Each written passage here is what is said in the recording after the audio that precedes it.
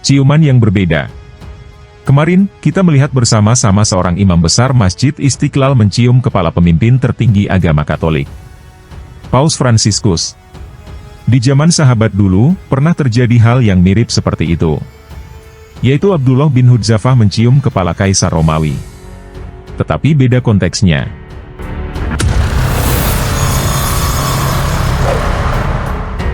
Abdullah bin Hudzafah seorang sahabat Nabi Muhammad Shallallahu Alaihi Wasallam yang termasuk generasi pertama yang masuk Islam. Dia adalah salah satu sahabat yang ikut hijrah ke Habasyah. Dia juga termasuk Ahlu Badar. Pada masa pemerintahan Amirul Mukminin Umar bin Khattab, Abdullah bin Hudzafah ikut bagian dalam angkatan perang yang dikirim Amirul Mukminin untuk menyerang Imperium Romawi. Qadarullah, dalam penyerangan tersebut Abdullah Hudzafah dan sekian pasukan tertawan. Ia dibawa ke hadapan Kaisar, Raja Romawi, lalu mereka berkata, "Orang ini adalah salah satu pengikut Muhammad." Kaisar berkata, "Maukah kamu masuk agama Nasrani? Jika kamu bersedia, aku akan memberikan setengah kerajaanku kepadamu." Lalu Abdullah menjawab, "Seandainya engkau memberikan kepadaku seluruh kerajaanmu ditambah wilayah kerajaan yang dikuasai bangsa non-Arab beserta wilayah kerajaan Barat, niscaya aku tidak akan pernah meninggalkan agama Muhammad Shallallahu Alaihi Wasallam walaupun sekejap." Kaisar berkata, "Kalau begitu, kamu akan aku bunuh." "Abdullah, silakan, lakukanlah apa yang engkau inginkan." Abdullah lantas diikat dan diletakkan di kayu salib. Kaisar berkata kepada para pemanah, "Panahlah bagian lengannya." Sesudah mereka memanahnya, Kaisar bertanya lagi kepadanya, "Bagaimana? Maukah menerima tawaranku?" "Tidak," jawab Abdullah. Karena tidak berhasil, Kaisar menyuruh Abdullah diturunkan dari tiang salib. Kemudian Kaisar meminta sebuah kuali besar yang diisi air lalu mendidihkannya. Setelah mendidih, Kaisar meminta 2 orang tawanan Muslim, seorang di antaranya dilemparkan ke dalam kuali tersebut. Kaisar kembali membujuk Abdullah agar masuk agama Nasrani, tetapi Abdullah tetap menolak.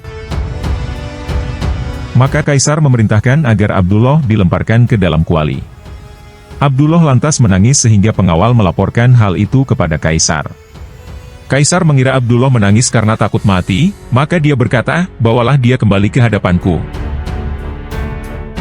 Di hadapan Kaisar, Abdullah ditanya, "Apa yang membuatmu menangis?"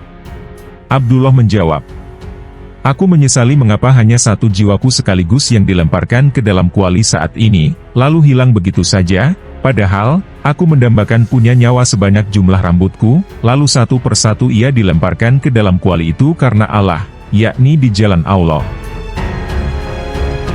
Mendengar jawaban demikian, penguasa yang zalim itu berseru, "Maukah kamu mencium kepalaku, lantas kamu akan kubebaskan?" Abdullah balik bertanya, "Beserta semua tawanan?"